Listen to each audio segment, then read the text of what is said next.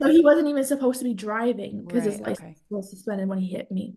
Gotcha. So yeah, so anyways, I had a lot of that kind of stuff.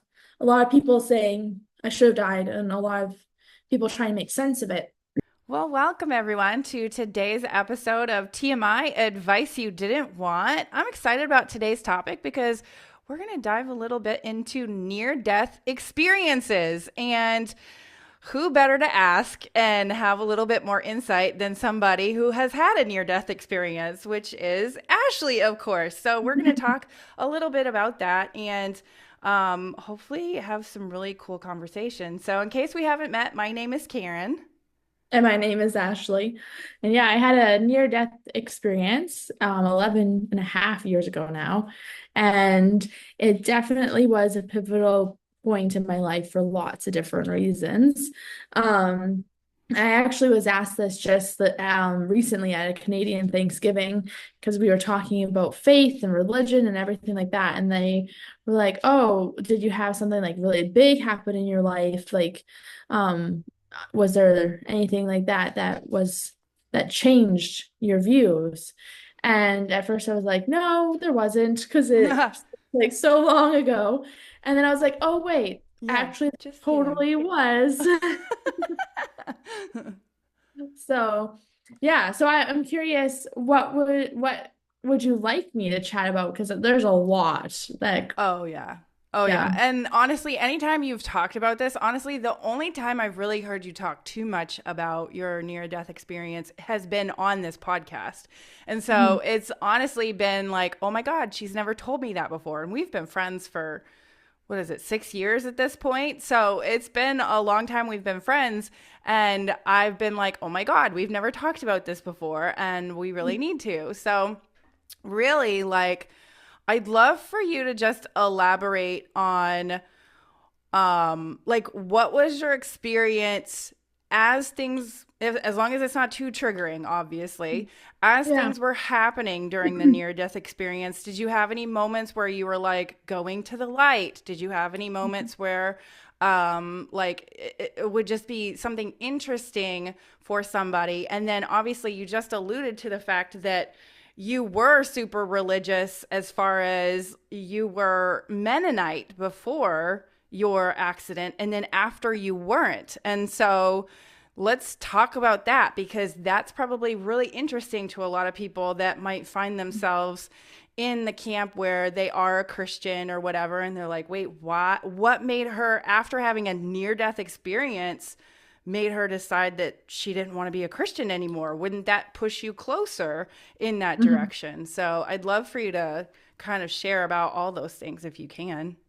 Yeah, so it is true. Like I used to read like those books about like I don't remember if it was 99 seconds or 90 minutes or whatever it was in heaven. Yeah, Um, 90 minutes to heaven or something like that. Yeah. and so there was books about a girl that had stories about Jesus and angels. And there was a story about a man that had a car accident and nearly died.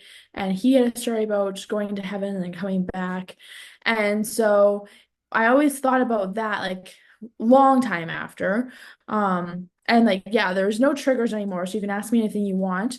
I don't get triggered by it at all. Actually, I was out on Friday night with my friend, who was the friend I had drinks with at the coffee shop before it happened. And she was one of the first people to find me because we went in different paths to her vehicle. On the way to my vehicle, I got hit, and then she drove past me, pulled over, and then came and saw me laying on the road. What a Um, triggering event for her. Oh my God. I have never been a part of that experience where it's been a close friend.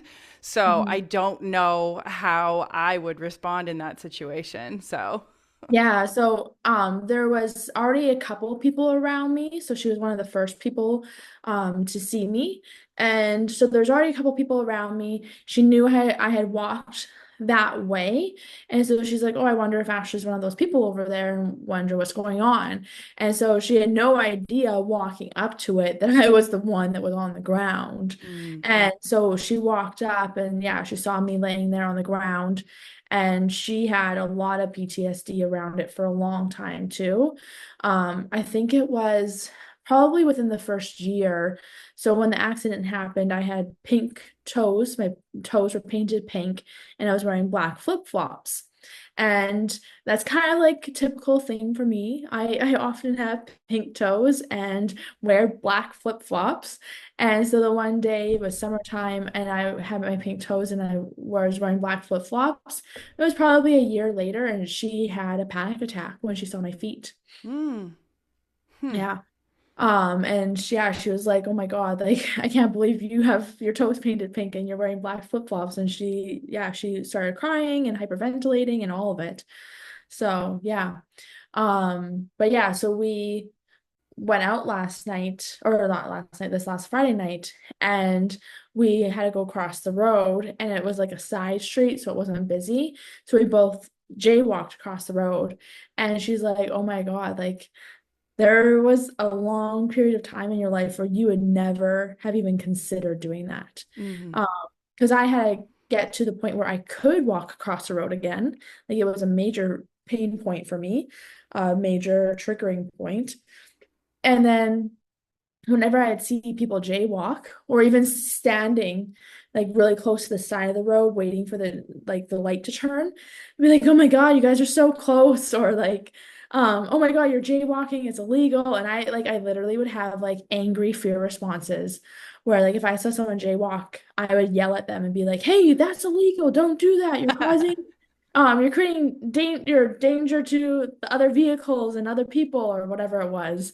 And like I literally would like get angry and yell at them, or, like road rage, but like with fear. Mm. And that same day, this last Friday, I'm driving down like the highway freeway, like this is like the main road. And all of a sudden there's a guy running across the street because he had mattress had fallen out of his truck. Oh no. Yeah. So he was running across this freeway, Oh gosh. around, and he was on the tail end of a corner. And so he wasn't like super visible to all the people coming around that corner super fast. And I was one of the first people, and I had to slam on my brakes. And even that didn't trigger me. So like the triggers are like very, very long gone. Mm. So that's nice. I'm sure occasionally things come up, but nothing ever that's really memorable.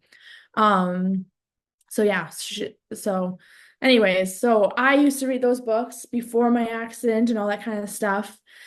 This is something that might be interesting that you may or may not know, but so 6 years prior to my accident, my cousin's sister, so she was like a step cousin to me. She was actually in a really bad car accident in June, and it was near fatal for her. And she is a vegetable on some days, depends on her meds and how she's doing and all that kind of stuff. She's not always verbal, sometimes she is, Hmm. and she's really not functioning Mm. well. Like Mm. she doesn't have a job, she needs 24/7 care, Mm. all that kind of stuff. And then 3 years later, my cousin was in a car accident also in June, and it was fatal for him. Mm. And then 3 years later, I was in this car accident. And so right before it happened, and like I used to race and was very into like vehicles like skidooing, dirt biking, go-karting, and racing cars. So I kind of have an understanding of speed. And I saw this truck coming at me very fast. And it was like a moment like that where Mm. it's like he's about to hit you. You have no fucking chance to. Yeah. Yeah. Yeah. And um and then in my head, I was like, I don't want to be like this cousin or this cousin. Huh. Like those were the images that I saw. I saw them specifically in my head. Was I don't want to be a vegetable and I don't want to pass away. And I felt that presence of them in a way. And my great grandma and that kind of stuff. And it was weird. But I just kind of like had all this like feelings around it, and images around it in a split second. And it was, I don't want to be like them. And then I woke up the next day in the hospital. So, um, do you want me to share my injuries? Yeah, I Um, mean, sure, whatever you want to share.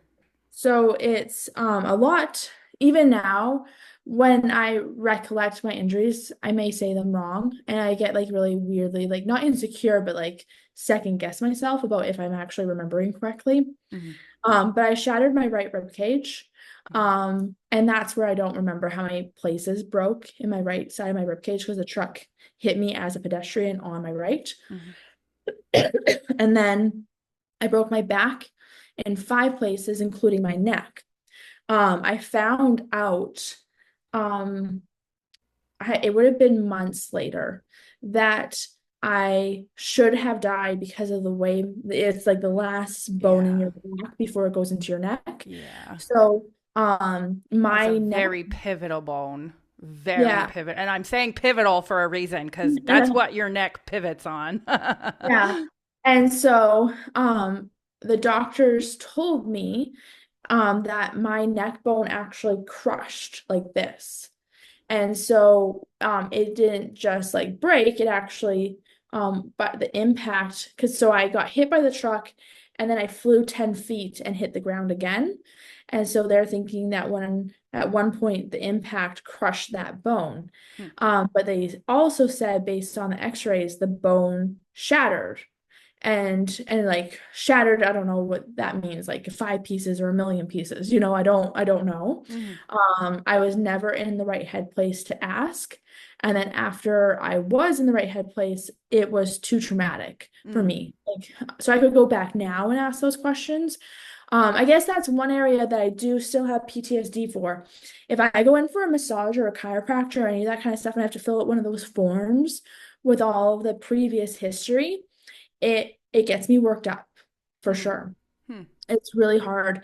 And because there was a time when I was seeing so many doctors and so many specialists, I was filling out one of those forms almost every day Hmm. and or multiple times a week or a month for over 2, 3 years because I was Hmm. being sent all over the place to see specialists and then they weren't helping me. So then I was initiating specialists all over North America. Like I went into the US to see people too, and like across provinces and everything. So that's one thing that I hate doing is I hate filling out medical history forms so much. And so at this point, I could go back and be like, hey, what actually happened to me, kind of thing. But I was getting all this information after the fact, and it'd be like, people would be reading my file and they'd be like, oh my God. Mm. And so they would be saying that in front of me. And it was so triggering to me to have them read it and be like, oh my God, I can't believe that happened. I can't believe you're alive. And I loathed hearing those words so Mm. much because to me it didn't feel like a blessing. It just felt like they were like building on that victimhood of like, Mm. what I mean? And I just didn't like it. Because like I feel like doctors have a habit of being like, oh, this is the worst case I've ever seen, you Mm. know? Hmm. And I'm just like, I feel like they just habitually say shit like that. And I'm just, yeah. So that or humans make it up and say it often. But there's just so many stories where I'm like, I've heard doctors say it to myself, and I've heard people be like, oh, yeah, this was the doctor told me it was the worst case. I had no other options. And I hear that a lot from people. And I'm just like, really? Like, I don't know. I hear it too much to believe it. So, anyways, so I hated hearing it about myself. And so, um, I had a doctor tell me that my neck bone crushed and shattered. And because it shattered, I should have been instantly dead. But because it crushed on, like, it held it together. So they said that my neck bone was like, I don't know, 25% less than what it should be, like in size. Mm. And because it crushed that much, it held the shattered pieces together. Mm. So I don't know. That's just what someone told me at some point. And again, I haven't seen a lot of medical files on myself. I've seen a couple of things, but not too much. Um, so that was one way I was told I should have died. When the paramedics got to the scene, they were called in. I was called in that I was dead because I wasn't breathing. So I collapsed my lungs, had like the chest tube and everything like that had was on oxygen. had 5 brain bleeds, and my brain was told 4 only caused permanent damage because the other one was between the skull and the brain and it didn't actually cause lasting damage. I severed a nerve somewhere in this area, so I can't taste anything. Um, so I guess I can't smell anything, is what it Yeah. truly is, but Yeah, yeah, yeah. I was gonna let you have it, but yes. yeah. So I can't smell anything, which means I can't taste anything, which makes spicy food horrendous. And then I had internal bleeding and lacerations to my liver. And I think that's it. Oh, I broke my skull as well. And I think that's everything. So, Hmm. um, and I this is something that came up recently too. This weekend we were had dialogue. I just want to also I don't know why I feel the need to say this. But in Canada it's very different than the US. We don't get payouts for any of this shit. Hmm. So there's not money attached to any of this or anyone I can sue or anything like that. So anyways, Hmm. just a weird random thing. Um and yeah, so then I had another person tell me that the way my skull broke kind of in a curve and it came down, and that's part of why my neck bone crushed. And it came down and it landed, um, I think they said 2 millimeters away from this main artery in my neck. Mm-hmm. And again, I don't like autonomy, so you would know not autonomy, anatomy Anatomy. is Once again, I was one gonna of let you those have it.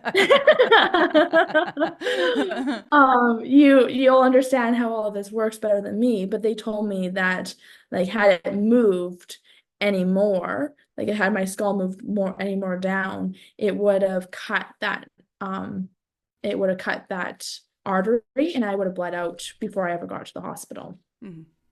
So So I'm curious with all of this. So when you were hit, besides the thought of I don't want to be like my cousins that one died and one's a vegetable, was there anything else that happened, or was it just you woke up immediately in the hospital and you were like, "Oh, this is my life now"? yeah, so I had people say that I talked here and there. Um I think one witness said I did say something in the ambulance, and I had people say that once the ambulance arrived, I tried to sit up. Mm, Like I tried to sit up while I was laying on the ground. Um, and then I had my parents come to the hospital, and I can't remember if it was my siblings and a friend too. Um, and that was while I was still in the emergency before I was moved to like the um ICU or whatever it was called. I don't think it was ICU, but it's where you have to be watched. Um, I don't know. I Do you mean, know what that's happened? ICU. So I had like there was nurses in the middle and then we had beds all around the outside kind of thing. So the nurses were right in the middle of the room. Yeah, I mean, ICUs are set up like that. Okay. They can be anyways. Just depends on the ICU. And you would have Yeah. been brought to a high trauma IC or hospital. So Yeah. with stuff like that, you would have gone to a level 1 trauma center, which is the highest. I mean, I don't know what it is in Canada, but I would assume that they have the same kind of rankings. So, Mhm. Yeah. So I had people meet me in the ER or not ER, in the emergency. I guess I would have been in the ER because I had to get the chest tube surgery done. I don't know how that works or anything like that. Like this is so your specialty. I mhm. have no idea how it I'm works gonna when let you have it all though. Don't worry.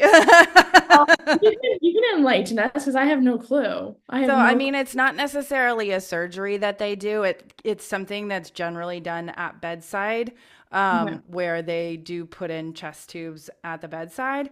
In your situation, um, it it does depend on it. They probably did have like X-ray and stuff like that, but normally we don't put. Although you could have gone to the surgical suite for stabilization too. So they could have done it in the OR in that case just because of what was going on with you. And honestly, I would think that they would have brought you straight to the operating room just to make sure that you weren't like bleeding out or anything like that anywhere. So, but Yeah. it just depends. I don't do a lot of trauma OR, which I'm grateful because that's not really what I want to be doing. That's just say my job is already really high adrenaline and I don't want any more.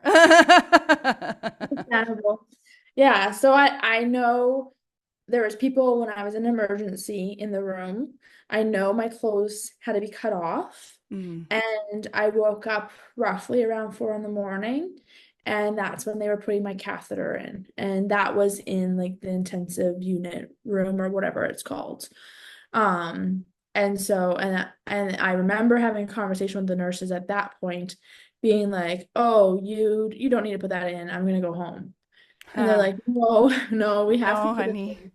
And I'm Yeah. like, "No, it's all good. Like I need to go home. I need to go home." And they're like, "No, you're gonna be staying here for the day. We're gonna do this." And so yeah, I was just I know I argued with them for a little bit about how there was no point because I was about to go home. Little did I know I needed 24/7 care for months. Mm, Um, so yeah, that was fun. Yeah, so that's what I remember. And when I was in the ICU or whatever it was called, um, in observation, maybe that's what it's called. I don't know. Um, I know no one was there. It was just two nurses there, doing my catheter. mm, And everything else was done, and then it took me a while to kind of like realize I had like a neck brace and tubes and breathing and all the things. And at that point I was like, oh, this is legitimate, I'm here. And I took a picture of myself and sent it to a couple of my friends. and and created a little bit of trauma there. I'm sure you did. The guy that I was dating at the time, I texted him and then one of my best friends, and both of them were like, "We don't believe you." The guy was a prankster. Yeah. So I was like, "I'm in the hospital and I was hit by a truck and I'm not getting out." And both of them were like, "No." And so then I sent them both a picture. My boyfriend at the time worked in a like potash mine, so they can only leave at certain times. They have to take Mm, like elevators down and elevators up, mhm, and no one's allowed in and out except for those times. So then he was really happy because he couldn't get out. He was already mm. down, and he had to be there for another 8 hours, I think it was. And then my other friend was like, "Oh my God," and he immediately showed up, kind of thing. And yeah, it was crazy because I had people messaging me because I was on the news and the radio, Mm. and that's how I had a lot of friends and family finding out what happened. Yeah. So So yeah. what led you to be like, because like I said, a lot of people would be like, "Oh, I believe even more in my religious stuff." And I would never say that you don't believe in God because I think you believe more in God now than you did then. But tell me, what was the thing that made you be like, "Nope, I don't believe in this whole religion thing anymore." Well, I don't think I believe more in God now than I did then, but so I do. So that's the reason that I say that. Because I've uh actually experienced God, whereas before I didn't really have those experiences that I have now. So, anyways. so my beliefs are different now. I believe that we are God Mhm. as individuals. I don't believe there is like a entity of God. So Um for me, it's like I'll just share this. For me, it's like all of it is source, and it's I can't explain it, but like I've had meditations before where you get closer to source, and you're like, holy shit, mhm. this is God, and it's not like a person or a being. It's not what you would think. It's an energy, and you get so close to it, and you're like that's what this is. Oh my God. So Yeah. Yeah, and I think that I agree with you. But I don't think it has like a brain, Like I don't think it's it's like not a person or a being, it's energy. no, and it's not Mhm. someone that sends a flood Mm-mm. or makes choices or decides Mm-mm. good or evil or any of that Mm-mm. kind of stuff. So like when it comes to like God, I use that term because I was religious. Like when I say I am God, I use that to empower myself because the word God has meaning behind it. But when it comes to do I think that there is a God, like I'm a hard no. Because yeah, it's really weird how I have that like even like biblically, I love scripture as a way to talk about my feelings and my beliefs and all that kind of stuff because there's history there and I enjoy it and all that kind of stuff. But I also really think that it is just any other book and really garbage in a lot of ways. And so it's really weird how I have these two very different points of view based off of my life. So, the biggest part so there's two aspects that were kind of both at the same time happening, and very different. So I was not raised in a Christian church, with my family, but I was a youth pastor.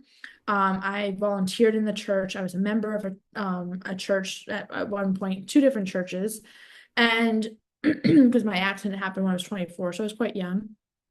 And so, in my opinion, church was all about community. And when my accident happened, no one from the leadership of the church showed up. Mm-mm.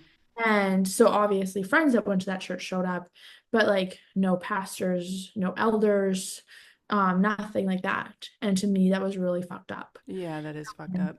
So it put a really bad taste in my mouth Mm. of if I wanted to be a part of a church or not. My grandma is Catholic, and her church showed up for me.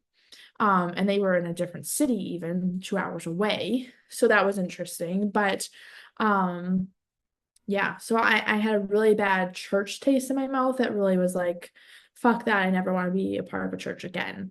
And I wasn't a youth pastor at the time, nor was I at the church where I was a youth pastor in the past. But the church I was a youth pastor in would have known Mm. about the accident. So Mm. neither church showed up. And Mm. that was like, nope, not That's interested. devastating. Yeah. Yeah, it was just, it felt like really wrong and felt really weird. And when I was a part of the church's elders and um pastors showed up at the Yeah. hospital. It Yeah. was really strange. Mm. And like to my knowledge did at the time of my accident as well. So that was one thing. The second thing was I was like, I didn't feel this all-powerful God saving me. Mm. Like that was not an impression that I got. I didn't feel like I was a miracle. So I had doctors and specialists telling me I shouldn't have survived and trying to figure it out on a scientific level. Um, and then I had spiritual friends and even not even that spiritual friends and family being like, oh, this is a miracle, God saved you, and all that kind of stuff. And like woo-woo aunties that were like, oh, you broke the cycle because those 3 years, it was Mm-hmm. 3 years in June.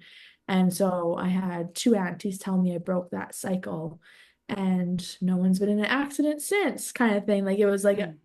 um I ended it. It was weird. It Yeah. is.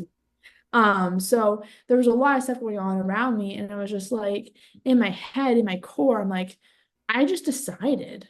Like Mm. that's all it was. I just decided I didn't want to be a vegetable and I didn't want to die. And so I didn't. Mm. And I wrestled with that for probably 2 years before I voiced it to anyone, and Mm. maybe longer.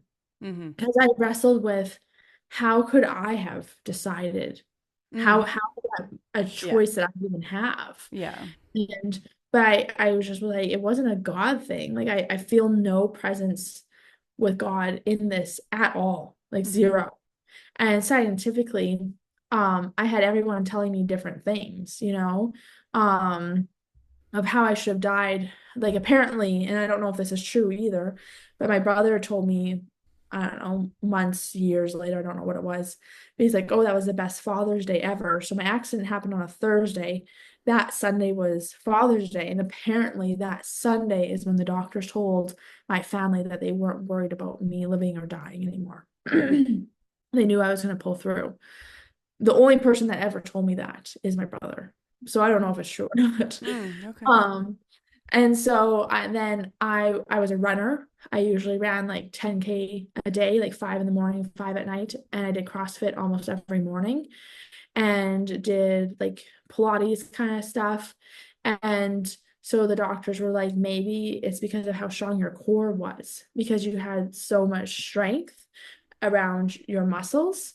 When you got hit, the muscles kind of held the bones in place Mm, so that you didn't completely crush. mm. So that was what I was going to look up. So the car was picked up by a ghost vehicle like right after it hit me. Like the lady, sorry. We'll let you work through whatever that is. But I'm excited to hear what I don't even know what a ghost vehicle is, so you're gonna have to explain that too. So, So it's an unmarked police car. oh, got it. Okay. Yeah, and because I was downtown, they picked it up within like minutes. Um, and when they picked him up, he was going 80 kilometers an hour.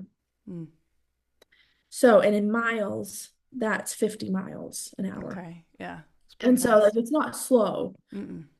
Um, and he blew over 4 times the legal limit, Mm. 4 hours after he hit me. Mm. So, 4 hours after. Wow. yeah. Okay. So when he hit me, they had taken his breathalyzer, but they didn't follow protocol. Mm. So it would have been inadmissible in court. So they had to do it again when they realized they did it wrong. And that was 4 hours later, and he still blew over 4 times. Hmm. So did he end up going to jail? I'm curious. Yeah. And he Okay. has his license at the time for drunk driving as well. Mm, I would When hope he hit. so. He wasn't even, no, no, no. He had one Oh, when he he hit. had one at the time. Oh gosh. Okay. So he wasn't even supposed to be driving because his Right. license Okay. was suspended when he hit me. Gotcha. So yeah. So anyways, I had a lot of that kind of stuff. A lot of people saying I should have died, and a lot of people trying to make sense of it. And the only thing I knew to be true was I decided. And I Mm, didn't know how that was possible because my mm, religion told me it wasn't. It was right. God that makes those decisions. Right. Even though the Bible talks a lot about how we can do miracles and Mm, stuff, it has to be through God. right. Exactly. You know? And I didn't pray to God. I didn't think about God at all in that moment at all. Mm, So to me, it was me. And then when the accident happened, Reiki was bad, tarot cards were bad, yoga was iffy, like that hardcore Mennonite. And so then as I was seeking answers and seeking ways to heal and get better, I started getting introduced to um a lady who did yoga and Pilates and Reiki. And so then I was like, oh, okay, I'm gonna try it out because I'm desperate. Like I'll just feel it out with my gut and see how it goes. And it worked wonderfully. And then she referred me to someone that was a lot more energetic with body talk. I'm like, okay, I'll try it out and see how it goes. That worked wonderfully as well. And then she referred me to someone that would be able to connect me with my soul as a medium. And at that point, I had already started second guessing things enough that I was like, okay, I'll try this. And she led to someone else, and that she led to a massage therapist that is the best gift I've had to this day in my healing recovery physically. And then she introduced me to our mentor. So it was like this little chain of reactions, and it was like each person just kind of was a sliver of something that I thought wasn't okay because of mm, religion. mm, And then that sliver became bigger and bigger and bigger and bigger as I followed this chain. And then when I met with our mentor, she's like, oh, your soul fragmented during that accident. And she described it, and it was like, holy shit, like that's what I have been feeling because I didn't feel like I was myself. I felt like part of me died. I felt like I shouldn't be here. I felt torn. And it was because my soul fragmented, and one piece of my soul actually did ascend. And so then she did a ceremony with me where she brought my soul back and put it back in and made it so it wasn't fragmented anymore. And I felt like a completely new person and felt like myself again. And I was just like, holy fucking shit. That was the most legit thing I've ever experienced in my life. And bigger than any God experience I had Right. had previously. Yeah, exactly. Um, Yeah.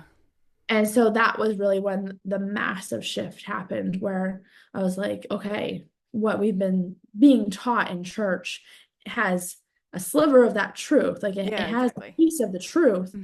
but it's not all there. Hmm. And it's definitely man-made Hmm. and poorly translated and Hmm. all that kind of stuff. And so then I went into a deep dive of really deconstructing my faith, like legitimately, instead of just like avoiding it and pushing it off to the Hmm. side, Yeah. and really figured out what my beliefs were.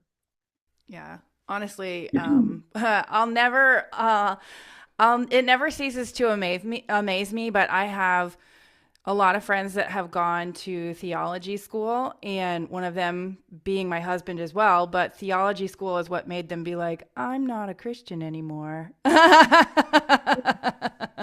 Yeah, I definitely theology at school was what ended my desire Mm. to work in a church and to really take it to that level. Well, it's not even that, but like theology school in the fact that you're reading through um, things where it's saying there's so much what's the word?